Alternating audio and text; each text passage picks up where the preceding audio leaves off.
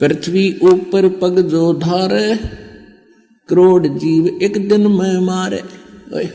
परम पिता परमात्मा पूर्ण ब्रह्म सारी सृष्टि के रचनहार कबीर देव कबीर साहिब अल्लाहू अकबर कबीर परमेश्वर जी की असीम रजा से आप सभी पुण्यात्माएं सत्संग सुनने के लिए उपस्थित हुए।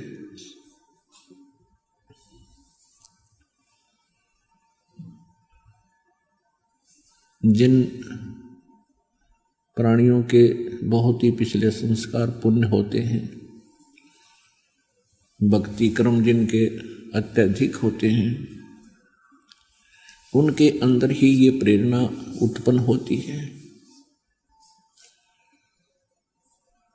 परमात्मा पाने की। चाहे कोई कितना ही धनी है, चाहे कोई कितना निर्धन है, चाहे कोई कितनी ही अच्छी पोस्ट पर बैठा है, कभी ना कभी उसकी आत्मा अवश्य परमात्मा की तरफ खिंचती है, आकर्षित होती है। वो उनका दुर्भाग्य है कि उनको सत्संग नहीं मिल पाता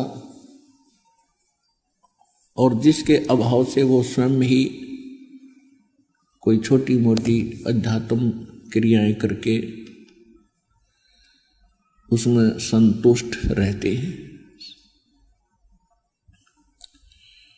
और जिन पुण्यात्माओं के ज़्यादा शुभ संस्कार बहुत अधिक हैं, ज़्यादा हैं, उनको कोई ना कोई कारण बनाता है परमात्मा उनको अपनी शरण में लेने के लिए। अब यहाँ पर दास देख रहा है कि लगभग 90% श्रद्धालु जो उपदेशी हो रहे हैं वो कर्मों के सताए हुए हैं। जैसा कि सत्संग में बहुत बार आपको बताया जाता है कि जब तक हमारे पुण्य हमारे साथ रहते हैं तब तक हम चाहे कोई भक्ति करें या ना करें, और चाहे कितने ही गलत कार्य करें, हम फिर भी सुखी नजर आते हैं।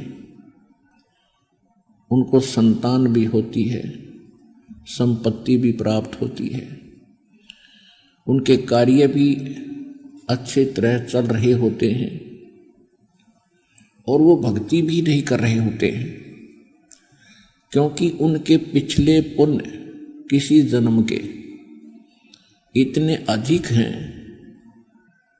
कि वो उनको खूब खर्च रहे हैं, खराब कर रहे हैं, और फिर भी वो समाप्त नहीं हो पा रहे। और जब तक वो समाप्त नहीं होंगे तो परमात्मा का विधान है जैसे कर्म करेगा वो फल उसको अवश्य मिलेंगे, चाहे बुरे कर रखे हैं चाहे अच्छे कर रखे हैं। जब तक हम परमेश्वर कबीर जी की शरण में नहीं आते, जब तक हम उस पाप नाशक बंदी छोड़ कबीर परमेश्वर की शरण में नहीं आते, तब तक हम दोनों ही कर्मों को भोगते हैं और तब तक हमारे दोनों अकाउंट ओपन रहते हैं, शुभ भी और अशुभ भी, पुण्य वाले भी और पाप वाले भी। तो जिस लोक में हम रह रहे हैं यहाँ पर पुण्य तो बहुत ही कम बन पाते हैं और पाप ऑटोमेटिकली दिन रात होते रहते हैं, क्योंकि ये अक्षेत्र ऐसा है, ये लोक ऐसा है। यहां पर पाप तो बिना करे भी होंगे और पुण्य करने से ही बनेंगे। अब जैसे किसी जमीन में किसान खेती यानी फसल उपजाना चाहता है तो उसके लिए उसने कितनी मेहनत परिश्रम और धन व्यय करना पड़ता है। शारीरिक परिश्रम भी करता है, हल से उसको जोतता है, संवारता है खेत को, फिर फसल बीज यानी बीज डालता है, उसको बोता है, तो वो बीज भी पैसा खर्च होता है, संवारने में भी मेहनत मजदूरी या कोई ट्रैक्टर वगैरह से करवाते हैं उसके पैसे लगते हैं, व्यय होता है धन, और फिर उसमें सिंचाई करनी होती है, खाद डालना होता है, उसकी रक्षा करनी होती है, उसमें भी धन व्यय होता है, और फिर उसको काट के निकालने के लिए भी धन व्यय होता है, तब जाकर के उसको फसल प्राप्त होती है जो जीवन दाता है। और उसी जमीन को कुछ ना करो, हाथ भी ना लाओ, और उसमें फिर भी ऑटोमेटिकली इतना अड़ंगा कुबाड़ खरपतवार उग जाएगा, वह जमीन दिखाई नहीं दे, और वो किससे काम का नहीं, न डांगर वैसे पशु वैसे खावे, मानस के काम का नहीं। तो इसी प्रकार हमारा ये शरीर एक फील्ड है, और हम जो भी इस क्षेत्र में घूमते हैं, काल के लोक में रहते हैं, जो भी क्रियाएं करते हैं, इसमें पाप तो ऑटोमेटिकली हो जाएंगे बिना करे। पृथ्वी ऊपर पग जो धारे, करोड़ जीव एक दिन में मारे। इतने सूक्ष्म प्राणी हैं, इसके जमीन पर उड़ रहे हैं, हवा में जमीन पर चिपके रहते हैं, कि करोड़ जीवों की हत्या करके ये प्राणी विश्राम लेता है। 70 ब्राह्मण की है हत्या, जो चौका तुम देवो नेता। रोज पोछा लगाते हो, चूल्हा चौका चलाते हो, उससे पहले लीपते हो, आजकल तो पोछा लगाया जाता है, उसमें 70 ब्राह्मण जैसी हत्या हो जाती है। अब ब्राह्मण को क्यों साथ लिया इस वाणी में? क्योंकि हमारे धर्मगुरु ये कहा करते थे कि एक ब्राह्मण माने भक्त की हत्या कर दी जाए तो करोड़ भी मंत्र जाप कर ले तो भी वो हत्या का पाप कटे नहीं।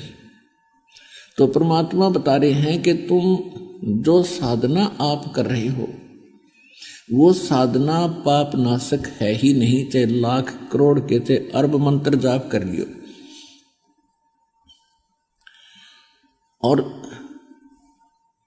तुम जैसे आप प्रतिदिन पोछा लगाते हो तो उसमें भी तुम्हारे कितने पाप लग जाते हैं। एक चूल्हे के स्थान पर चूल्हा चौका जो देते थे उस स्थान को लिपा करते थे डेली स्वच्छ बनाने के लिए। कहते हैं इतने से पोर्शन में 70 ब्राह्मण की है हत्या, जो चौका तुम देवो नेता। और जिस सरोवर तालाब में तुम स्नान करने जाते हो तीर्थ समझकर या वैसे भी स्नान करते हो, ब्राह्मण शेष हत्या जो हुई 1000 ब्राह्मणों की हत्या होती है, जल स्नान करत हो सो उसमें ना जाने कितने सूक्ष्म जीव रगड़ रगड़ कर तुम मार डालते हो। हरि भांति पृथ्वी के रंगा, अनंत कोट जीव उड़े विहंगा। और कहते तारक मंत्र कोट जपाई, ये जीव हंसा तुम्हारी उतरे नहीं। अपने आत्माओं आपको शंका ना हो जाए कि ये तो फिर हम भी कर रहे हैं और हमें भी ये पाप प्रतिदिन लग रहे हैं। हाँ, ऐसा ही है। जब तक हम गुरु की शरण में नहीं आते तब तक हमारे दोनों अकाउंट ओपन होते हैं। और हमारे ऊपर एक और विशेष कानून लागू है, जैसे किसी ने ड्राइविंग लाइसेंस बनवा रखा है, चालक प्रमाण पत्र, और वो भी रोड पर गाड़ी चला रहा है ड्राइवर, उससे यदि कोई इत्तेफाक से दुर्घटना हो जाती है और किसी व्यक्ति की जान चली जाती है, तो सबसे पहले जांच अधिकारी क्या करेगा, उसका लाइसेंस चेक करेगा कि ये चालक है भी कि नहीं, इसने जानबूझ कर नहीं ठोक दी, अनजान हो ये। जब उसके पास चालक प्रमाण पत्र मिल जाएगा तो 90% वो व्यक्ति बरी हो जाता है कि ये अनजान नहीं है, दुर्घटना का कारण अन्य हो सकता है। वैसे तो 100% ही बरी हो जाता है वो। और जिसके पास चालक प्रमाण पत्र है नहीं और या है तो डुप्लीकेट है, तो उससे यदि ऐसी कोई दुर्घटना हो जाती है तो सीधा जेल जाता है, वो सीधा दंडित होता है। ठीक इसी प्रकार जब तक हम गुरु की शरण में नहीं आते, गुरु जी एक दीक्षा देते हैं, वो चालक प्रमाण पत्र आपका समझो। चालक प्रमाण पत्र उसको दिया जाता है, उसको पहले ट्रेंड किया जाता है, उसकी ट्राई ली जाती है, तब अधिकारी साइन करके देता है कि ये बिल्कुल ओके आदमी है, गाड़ी ठीक चला लेता है, ये जानबूझकर यानी ये दुर्घटना नहीं कर सकता, ड्राइवर बढ़िया हो गया। तो इसी प्रकार आप जी को पहले वो नियम पढ़ाए जाते हैं जो इस राम नाम की गाड़ी में को लेकर आप चलोगे शरीर को, उस सफर में आप किसी से दुर्घटना ना कर दे, जानबूझकर ना करो, तो वो सब नियम बताए जाते हैं, फाउल पॉइंट बताए जाते हैं, तब आपको दीक्षा दी जाती है। उसके पश्चात यदि फिर भी कोई दुर्घटना यानी कोई जीव हिंसा होती है तो फिर आपको उनका पाप नहीं लगेगा। जैसे हाली खेत में हल जोतता है, एक हलाई होती है 30-40 फुट चौड़ी और 200 फुट लंबा अक्षेत्र, एक एकड़ का 200 फुट लंबा 30-40 फुट चौड़ा। उसको हल जोतने के लिए हाली अपना एक स्थान बनाता है कि इसको पूरा करके फिर नेक्स्ट शेष किले को, एकड़ को, उसके बाद ऐसे बढ़ता जाता है। उसमें कुछ पोर्शन सिलेक्ट करता है, उसको ऐसे बाता चारों तरफ से घुमा कर हल को, ऐसे ट्रैक्टर वाले भी करते हैं। एक हलाई यानी 20-30 फुट बाई 200 फुट में जो हल से प्रयत्न करता है हाली, कहते हैं 1000 कसाइयों जितना पाप उसको लगता है।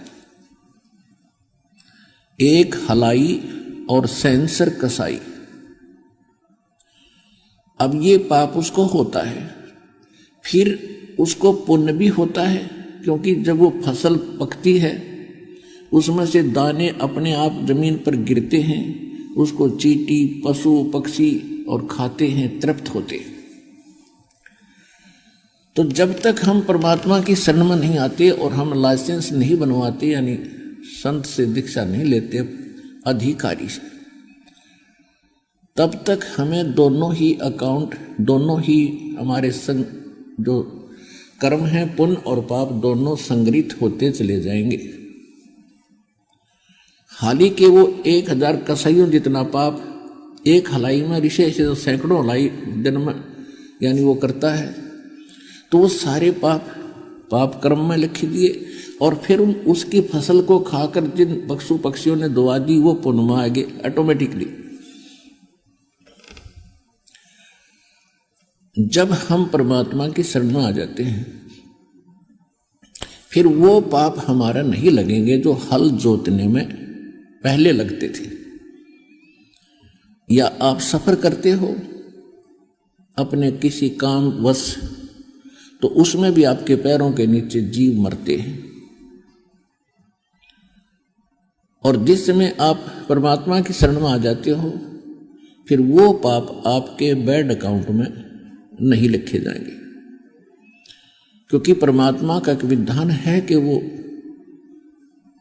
कुछ ऐसे कर्म हैं जो आपको करने ही पड़ेंगे। जैसे आप पोछा लगाते हो घर पे और वहाँ चींटी आ गई है या कोई अन्य जीव जंतु है, तो आपने उनको मारना उद्देश्य नहीं है, वो आपका अक्षेत्र है, आपको अलाउड है। और उसमें कोई अन्य व्यक्ति, कोई भी वस्तु आती है, कोई जीव आता है, तो वो नाजायज आया है वहाँ पर। क्योंकि जब हम परमात्मा की शरण में आ जाएंगे उस समय परमात्मा आपका वकील, एडवोकेट का भी काम करेगा और फिर आपको इन पापों से बाईपास करेगा। फिर परमात्मा के पास एक और पावर है, जब ही सतनाम हृदय धरो और भयो पाप को नाश, जैसे चिंगारी अग्नि की वाई पड़े पुराने घास। अब तो ये तो प्रोटेक्शन हो गया वर्तमान का, दीक्षा लेने के बाद का। आपके असंख्य जन्मों के इतने पाप इकट्ठे हुए पड़े हैं कि आप पर असंख्य युगों तक भी भोग के पूरे नहीं हो सकते, समाप्त नहीं हो सकते। क्योंकि जब तक हम परमेश्वर कबीर जी की शरण में नहीं आते, परम अक्षर ब्रह्म की शरण में नहीं आते हैं, परम संत के माध्यम से, नकली संत कबीर पंथियों से भी दीक्षा लेने से कोई लाभ नहीं होगा। वो डुप्लीकेट लाइसेंस बनाते हैं, दीक्षा देते हैं। तो तब तक, तो उससे पहले के हमारे असंख्य जन्मों के वो संग्रहित पाप इकट्ठे हुए पड़ रखे हैं और वो कभी भी आपसे पूर्ण नहीं हो सकते, जिस कारण से 84 लाख प्रकार की योनियों यानी प्राणियों के शरीरों में भी आप उनको भोग लेते हो तो भी शेष रह जाते हैं। उनको वो भी समाप्त करने जब हमने सतलोक चलना है तो पापी आत्मा सतलोक नहीं जा सकती, पाप रहित होकर ही हम वहां जाएंगे। उसके लिए परमात्मा ने बताया कि जो तुम्हारे संग्रहित असंख्य जन्मों के ढेर पड़े हैं, उसके लिए ये सच्चा नाम, यथार्थ भक्ति विधि आपको परम संत से मिलेगी। उसके बाद जब आप भक्ति करोगे, जब ही सतनाम हृदय धरो भयो पाप को नाश, जैसे चिंगारी अग्नि की बाई पड़े पुराने घास। ये पुराना घास जो है आपके संचित कर्म, पाप कर्म है। और 1000 टन सूखा घास पड़ा हो तो वो कितने क्षेत्र को कवर कर रखा है 1000 टन घास ने। और फिर उसमें एक माचिस की सीख लगा दी, तिल्ली जला के, वह सारे ने फूंक कर राख बना देगी और फिर चलेगी तेज हवा, उस राख को कहीं की कहीं पटक मारेगी, वो फील्ड क्लियर हो गया।